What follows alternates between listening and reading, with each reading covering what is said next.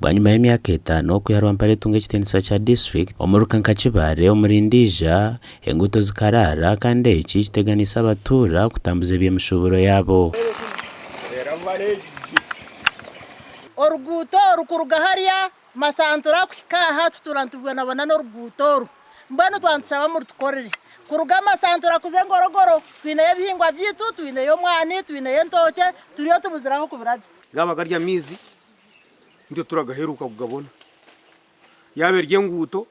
ndagira ngo gerateho no kuba kandi nkamashanyarazi go turagahurura baragagamba muna bembezi bititomba diguma yaba tubaranga nabankayi yatumanya ngo yose tubarabatu tompa tukumanya no mucyaka no babatura bagerezeho kwekorera burunju bwansi tikiri kumara batine mukono gwa government jana sirindigana no baratubihabe hisa konkanyo kabe najya kubo kwe turemanya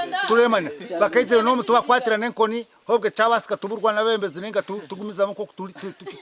twefukiro bazima tutero bururu hatugize ngo turatere karuru ahabweje mihanda urugama santura kwisha kushikandija kunu yacheska ya kabiri omungorogoro ororguto tubona bwine munonga. Kansala wa district ya Rwampara Korinzamanya akiro myanya itari mu mbera nungi kandi araganisa kutwara inshongezi omukanso okureba ko abatura bahwerwa kandi yo buyambo turukwenda twenda ko byo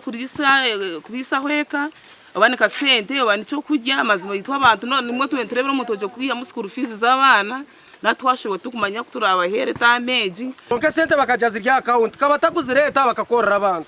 abantu mbenda go murtindo nabana bishome tubashoma abwa mizi gatwire ibintu byona